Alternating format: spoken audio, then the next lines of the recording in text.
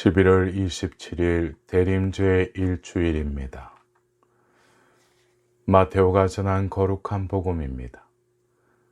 그때 예수님께서 제자들에게 말씀하셨다. 노아 때처럼 사람의 아들의 재림도 그러할 것이다. 홍수 이전 시대의 사람들은 노아가 방주에 들어가는 날까지 먹고 마시고 장가들고 시집가고 하면서 홍수가 닥쳐 모두 휩쓸어 갈 때까지 아무것도 모르고 있었다. 사람의 아들의 재림도 그러할 것이다.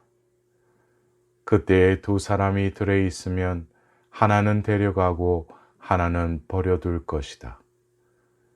두 여자가 맷돌질을 하고 있으면 하나는 데려가고 하나는 버려둘 것이다. 그러니 깨어 있어라.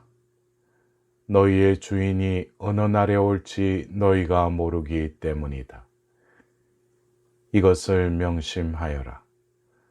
도둑이 밤 몇 시에 올지 집주인이 알면 깨어 있으면서 도둑이 자기 집을 뚫고 들어오도록 내버려 두지 않을 것이다. 그러니 너희도 준비하고 있어라. 너희가 생각하지도 않은 때에 사람의 아들이 올 것이기 때문이다. 사랑하는 형제자매 여러분, 오늘은 대림 제1주일입니다. 이제 주님의 오심을 기다리는 대림 시기가 시작되었습니다. 오늘 듣는 말씀은 대림의 의미가 무엇이고 우리가 어떻게 이 시기를 보낼 것인지 일러주고 있습니다. 사도신경에서 예수님이 동정녀 마리아께 잉태되어 나시어라고 고백합니다. 예수님께서 2000년 전 나자렛에서 태어난 것이 주님의 첫 번째 오심이었습니다. 이 첫 번째 오심은 하느님께서 인간의 역사 안에 직접 개입하셨던 과거의 사건이었습니다. 우리는 그 주님께서 죽으시고 부활하셔서 성부 오른편에 앉으셨고 산이와 죽은 이를 심판하러 다시 오실 것을 믿는다고 고백합니다. 주님께서 다시 오심은 세상 끝날에 이루어질 미래의 약속입니다. 첫 번째 오심은 과거의 역사이고 다시 오심은 미래의 약속이라면 우리가 살고 있는 현재의 이 대림 시기는 어떤 의미를 지니겠습니까?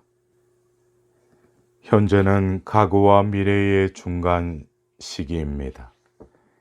이 시기는 신학적으로 교회를 통해 활동하시는 성령의 시기라고 부릅니다. 즉, 과거에 오신 예수님을 오늘 여기서 성령께서 다시 만나게 하시는 시기입니다. 매일의 일상생활 속에서 성령을 통해 다양한 모습으로 오시는 주님을 알아뵙고 만나는 때라는 말씀입니다. 일상의 이 만남을 통해 임마누엘의 시대, 곧 우리와 함께 계시는 주님의 시대가 실현됩니다. 나날의 삶에서 주님의 오심을 어떻게 알아채고 맞이할 수 있겠습니까? 오늘 복음에서는 너희는 준비하고 깨어 있으라라고 거듭 이르십니다. 깨어 있음과 그렇지 않음의 차이는 분명합니다. 깨어 있음은 내가 누구이고 여기는 어디이고 지금 무엇을 하고 있는지 의식하는 삶인 것입니다.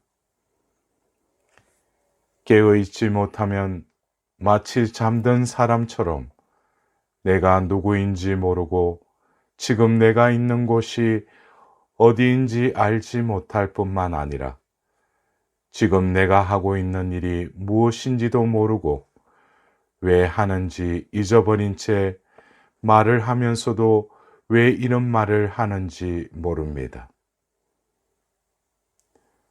이러한 현대인들의 마음 상태는 우리 모두는 주소는 가지고 있지만 거기에 살고 있지 않는 마음의 상태이기도 합니다. 이는 성당에서는 직장 생각, 직장에서는 집 생각, 집에서는 친구 생각하는 그런 경우입니다. 그렇다면 깨어있을 방도는 단순합니다. 내가 누구인지, 어디 있는지, 왜 이 일을 하는지 물어보면 됩니다. 한 저명한 랍비가 밤늦도록 연구에 몰두하다가 집에 돌아가는 길이었습니다. 순찰을 돌던 야경꾼이 보니 랍비가 자기 집을 지나쳐 다른 곳으로 계속 걸어가고 있었습니다. 친절한 야경꾼은 즉시 선생님, 지금 어디로 가십니까? 하고 물었습니다.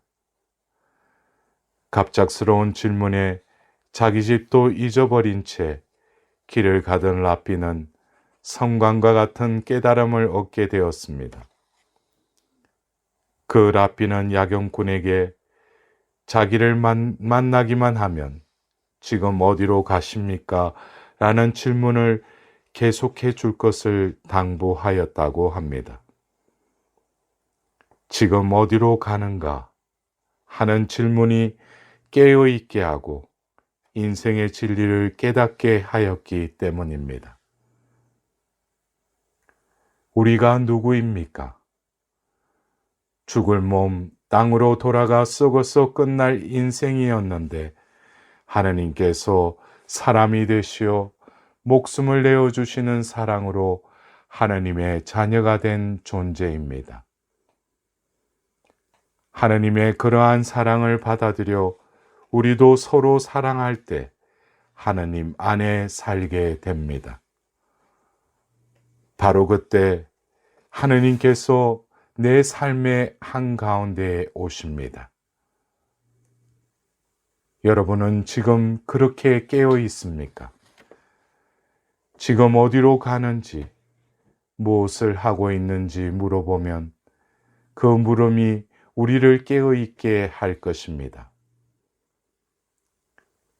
자신에게 물어보고 혹 그 사실을 잊어버리고 있다면 얼른 제 길로 돌아가는 회심으로 주님께서는 우리를 초대하십니다. 그렇게 깨어 있을 때 하루하루가 소중하고 하나님 자녀로서의 품위와 사랑으로 사는 인간의 행복을 누리는 것입니다. 사람에겐 깨어있는 본성이 있으니 깨어있으면 어둡지 않으나 깨어있지 못한 자는 무력에 얽히고 가려집니다.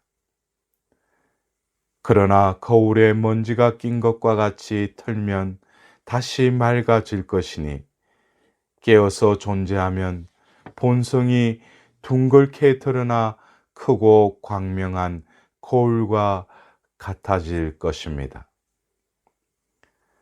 밖으로는 망령됨과 사특함을 제거하고 안으라는 투명하고 광명함을 보존하는 것입니다.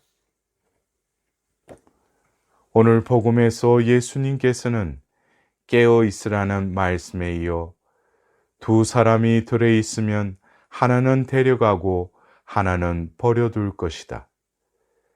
두 여자가 맷돌질을 하고 있으면 하나는 데려가고 하나는 버려둘 것이다. 라고 말씀하십니다. 이는 무슨 뜻일까요?